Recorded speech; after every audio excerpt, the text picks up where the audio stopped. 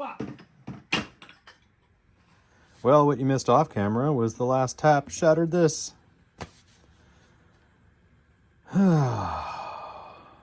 Fuck's sake. Alright, we'll be able to knock these bearings out now. That's ridiculous.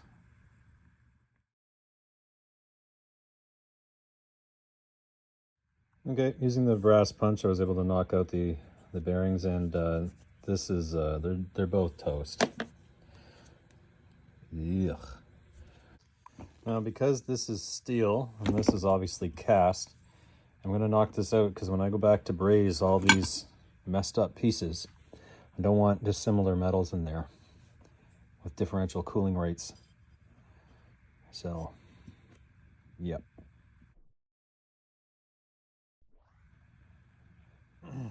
All right. Well, my shame is still overcoming me. Let's take a look at what we got here. So one side has a spacer, and looks like this side also has a spacer that we just pull off. So, okay. All right. I'm just tapping it again through with the brass hammer, able to pull that out. All right. And so with that, and that, and that, I took a look at eBay to see how much our replacement one of these would be, and if there were any. So we're looking at like 400 bucks for this, and the one that's there is like poorly welded. So we're not doing that. We'll be keeping with this. So it's going to be pushed down when it's in, right? So do I need to braze this? That's the next question. You know, the initial knee-jerk reaction is yes. However, if I drill and tap here, and then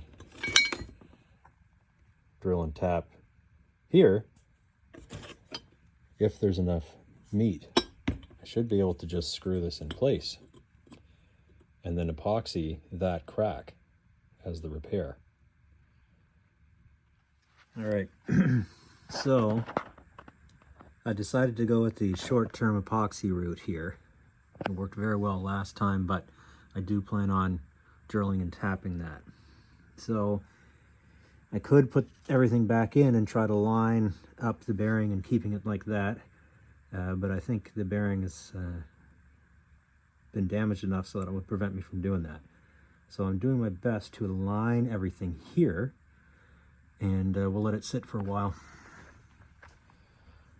Oh well, it's part of the game. Don't make the mistake if you're doing this. Try to avoid snapping the casting, eh? Another thing I might end up doing is making a bit of a gusset on either side here, just to help support that. That's probably a prudent thing. Okay, so the earlier designs used a raised inner race. Not sure why, but to replace these is quite expensive. Later designs after 1975 just used the same inner race width as the outer race. So it's 6204 is the closest match for the main drive down here, and 6202 for these sections here. Hope that helps. Okay, so I'm just going to run over the current plan because I have this epoxying right now. And we know the material on, like, it cracked right where it goes from being hollow to being thick. So what I need to do is, I think there's probably enough space to have a through bolt, like a socket end cap screw here. And I'm going to tap it in. And then on either side, I'm going to drill and tap some gusset plates. So actually what you'll see is a gusset plate that'll go from here over and down, and that'll be mirrored on the other side. This one here, again, because the material is pretty thin, I'm going to put a gusset plate like that. And I think that'll be the cleanest way to do this.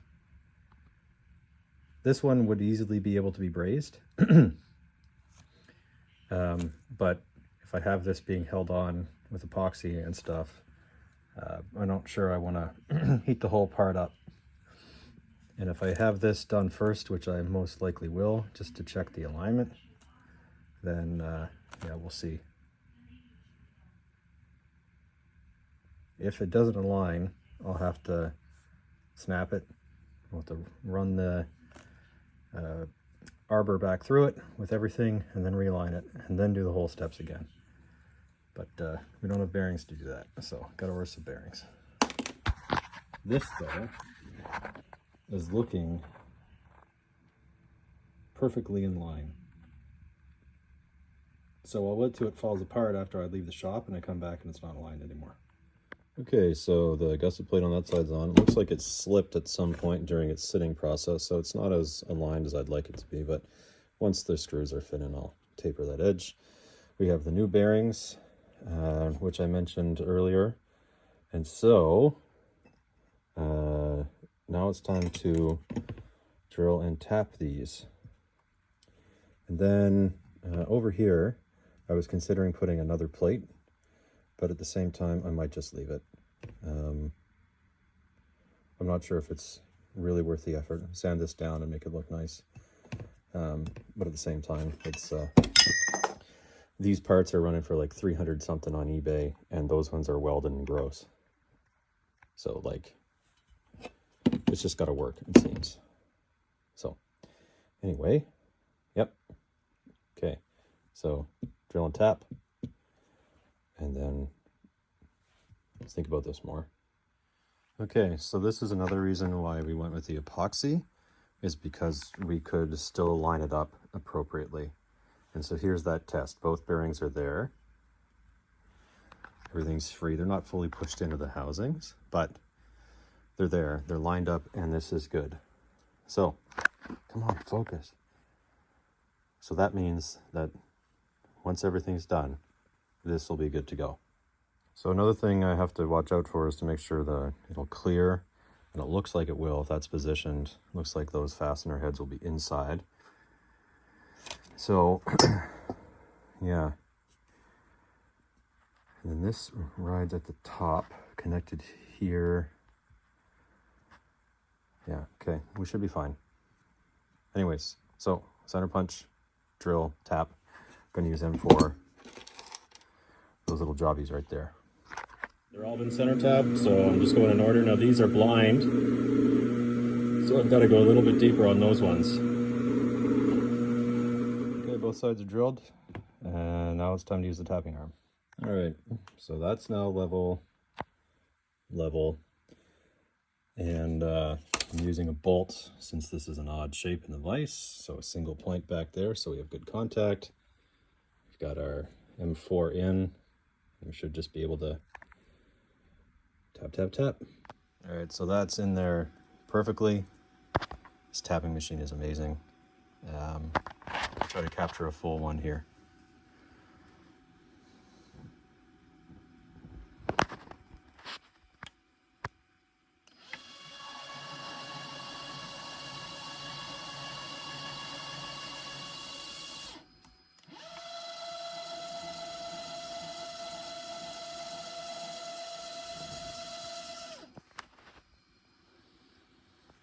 Rinse and repeat. All right, and there it is. We've got them all in. I will go ahead and clean this up just for my own knowledge that it's cleaned up and looking better, just because, yeah. Anyways, I gotta fill that with epoxy as well. So that's good. The other side's done. So hopefully we can go back and put everything back together now. So before I go back and get the liquid nitrogen out, which I actually have this time, which will be fun to shrink that and shrink the pieces to go in. Part of the reason it was so difficult to get all this out is because there's corrosion on the inside of these. So I'm gonna brush them out, make sure they're good. And then the plan is going to be to make sure all the seating for the bearings are okay to go.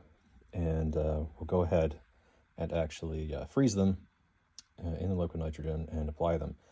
Then what I'm going to do is get everything sorted, freeze the spindle, and then that's going to go through every single one, and we're going to reassemble all of this to where it needs to be.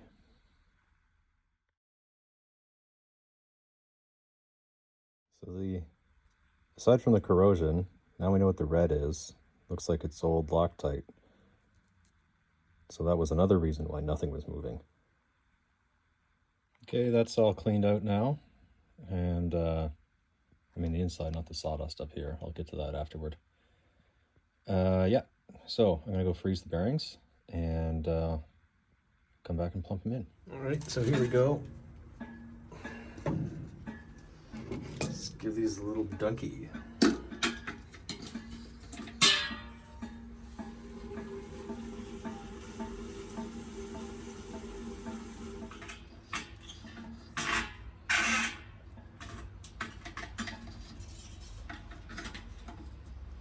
Let's go, go, go. Okay, back here, now I gotta get me some gloves. Okay, here's the top one. Okay, I might need to use 2 hands for this. All right, that other one took a lot more persuasion, but it's in.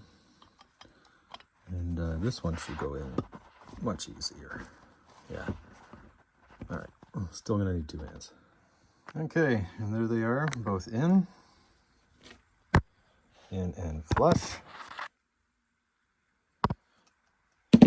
So, starting to warm up, good. Should be able to move easily. Now, it's time to freeze the rod. That'll be important. So, I'm gonna go freeze this now. Not sure how I'm gonna hold on to it though.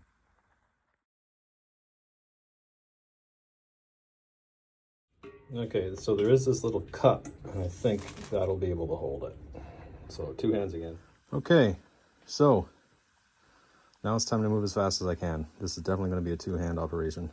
Okay, so that process didn't actually work the way I thought it would.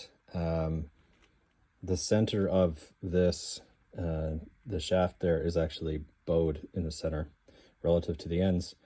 And so that caused everything to, it totally changed my plan of pushing things across the pipe and getting everything ready. So I have to extract this, then I'm going to have to extract the other side, assemble it, and then I'm going to have to put the bearing inside on this end and use the threads, which is probably how they did it originally. I thought my way would have been nice and simple because I had the liquid nitrogen, but it turns out, based on the dimensions of the interior of that rod there, not so much. So slide hammer, knock this out, get everything back out, reassemble, put it in from the side.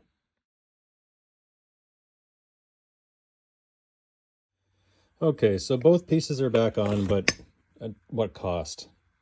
So even tightening this still put that up, and if I hadn't had these on, it would have snapped again. But we're on, it's spinning nice and smoothly when it's actually there. Well, not resting on something, but we have too much movement, and that is because the distance of the bearings had that extra little bump out race, whereas these are the direct replacements, except they don't have that bumped out inner race. So what I should have done was calculated that distance and made an extra spacer there. But what I'm going to do instead is actually just put a piece of tape on the inside of this, because this should really be a convex surface to help track things. So that's all I'm going to do for this, and it'll spin just fine. But to fix this though, I'm going to bore that out and make a new gusset plate. So that's been done. Obviously we can see the crack. There's still some adhesion on the inside, so I don't want to go too deep on this. So I'm going to make, I'm going to re-epoxy this section and then put a gusset plate over, and then we'll do the same thing as before, but I'll have to figure out the placement. Annoying, certainly not a overly fantastic repair. Honestly, I'm getting pretty tired of this project already, but quitting is for lamers. Okay, now rinse and repeat. I decided to go with a lower friction tape to match the lower friction here. Man, I hope this works. A lot of time on this piece, but here we are, so yep. Okay, so I'm gonna go with this and just hope that we have enough space for the guard.